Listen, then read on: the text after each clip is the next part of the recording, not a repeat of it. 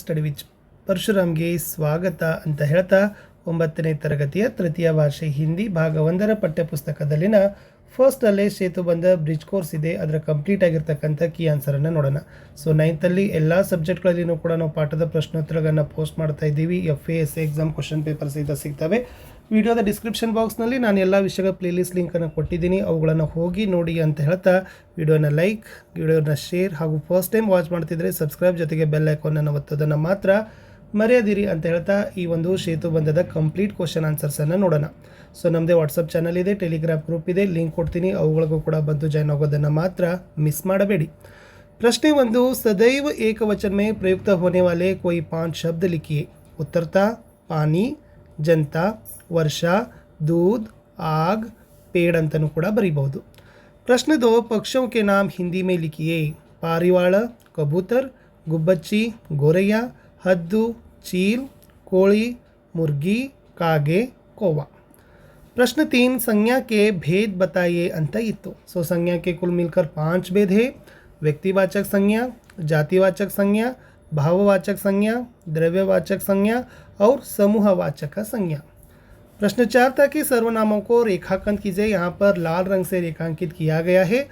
पहला था कि वे सुख दुख का अनुभव नहीं कर सकती. यहाँ पर सर्वनाम है वे. और मैं स्कूल जाता हूँ, इसमें इस वाक्य में प्रयुक्त सर्वनाम था मैं. उन्होंने कार खरीदी, उन्होंने. तुम क्यों रो रही हो, तुम. जो काम करता है सो फल पाता है, जो सो, ये दोनों ही क्या थे कि सर्वनाम थे. अगला चलेंगे. प्रश्न 5, दूध से बनने वाले 5 खाद्य पदार्थों के नाम लिखिए. उत्तर था पेड़ा, खीर, दही, मक्खन, छाछ, पनीर. प्रश्न 6 था कि अलग अलग अर्थ देने वाले वाक्य लिखिए. हार था भगवान को फूलों का हार डाला गया. और दूसरा था कि IPL क्रिकेट में पंजाब हार गया.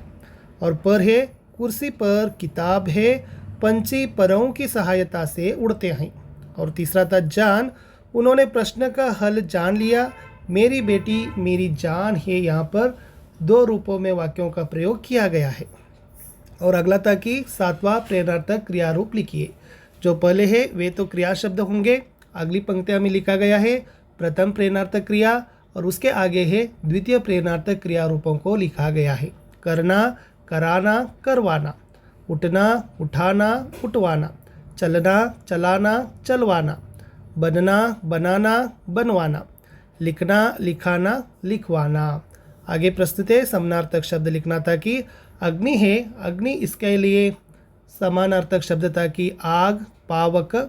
उत्तर जवाब, हल भी होंगे. कनक सोना स्वर्ण. खग पक्षी विहग. गुरु शिक्षक अध्यापक. और तारा था नक्षत्र सितारा. ये क्या थे कि 6 समानार्थक शब्दों के प्रश्नों के उत्तर लिखा गया था. अगला है प्रश्न 9, दिन और महीनों के नाम हिंदी में लिखिए. पहला था कि दिनों के नाम रविवार, सोमवार, मंगलवार, बुधवार, बृहस्पतिवार, शुक्रवार, शनिवार. और महीनों के नाम था कि जनवरी, फरवरी, मार्च, अप्रैल, मई, जून, जुलाई, अगस्त, सितंबर, अक्टूबर, नवंबर, दिसंबर. आगे है 10वां में अर्थ लिखकर वाक्यों का प्रयोग करना था कि 7 है. 7 एक अंक है. ओके. सप्ताह में 7 दिन होते हैं. जो ये 7 है कि जोड़ीदार है, यानी उनके साथ, उनके मेल के साथ. मैं अपने परिवार के साथ रहता हूँ. आगे होंगे माता. माता यानी जननी या माँ. मेरी माता का नाम गायत्री है. और दूसरा माथा था, और इस माता का प्रयोग है उनका माथा बड़ा है. और तीसरा था कि भालू. ओके. सैंड कहते हैं ना, मरड़ू. समुद्र के किनारे भालू पाया जाता है. और भालू है, ये भालू क्या है कि करड़ी. भालू का रंग काला होता है. और दिन है यानी डे, दिन. आज का दिन अच्छा है. और दीन है इट मीन्स बड़ा हुआ. दीन दलितों की सहायता करनी चाहिए. और कल है, कल इट मीन्स टुमारो. कल मैं मैसूर जाऊंगा. और काल यानी काल है कि टाइम है. काल वसंत काल में फूल खिलते हैं. इस प्रश्न का तो उत्तर था. आगे है प्रश्न 11, मुहावरों के अर्थ लिखिए. आग बबूला होना, क्रोधित होना. 9 2 11 होना, भाग जाना. राई का पहाड़ बनना. छोटी बातों को बड़ा बनाना, आम का आम गुठली का दाम, दुगुना लाभ, आंखें दिखाना, गुस्सा दिखाना। आगे होंगे प्रश्न 12, स्पष्ट कारण बताते हुए अपने अध्यापक के नाम एक छुट्टी पत्र लिखिए।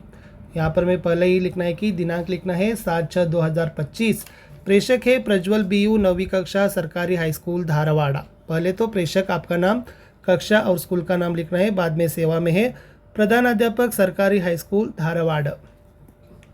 आगे है विषय, छुट्टी के लिए निवेदन पत्र, मान्यवर।